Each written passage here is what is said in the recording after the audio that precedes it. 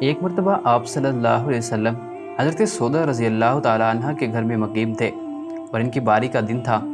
حضرت عائشہ رضی اللہ تعالیٰ عنہ نے حضرت صلی اللہ علیہ وسلم کے لیے حلوہ پکایا اور حضرت سودا رضی اللہ تعالیٰ عنہ کے گھر پر لے آئی اور لا کر حضور اقدس صلی اللہ علیہ وسلم کے سامنے رکھ دیا۔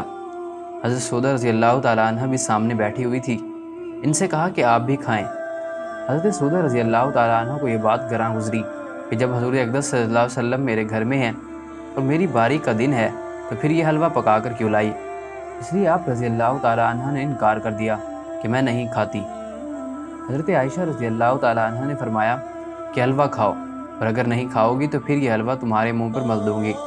حضرت سودا رضی اللہ تعالیٰ عنہ نے فرمایا کہ میں تو نہیں کھاؤں گی۔ چنانچہ حضرت عائشہ صدیقہ رضی اللہ تعالیٰ عنہ نے تھوڑا سا حلوہ اٹھا کر حضرت سودا رضی اللہ تعالیٰ عنہ کے منہ پر مل دیا۔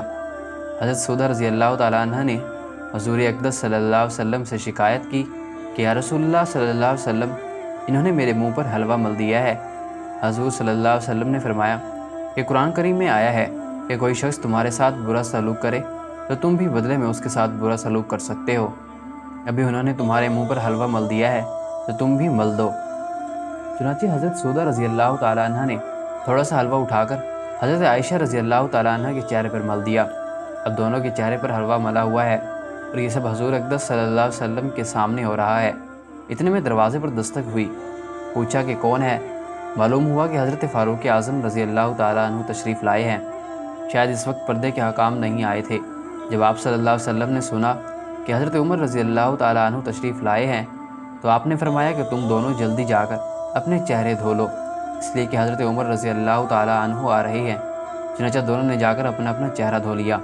وہ ذات جس کا ہر وقت اللہ جل جلالہ کے ساتھ رابطہ قائم ہے، جس کی ہر وقت اللہ تعالیٰ کے ساتھ گفتگو ہو رہی ہے اور وہی آ رہا ہے، اور اللہ تعالیٰ کے حضور وہ مقام حاصل ہے جو اس روئے زمین پر کسی اور کو حاصل نہیں ہو سکتا۔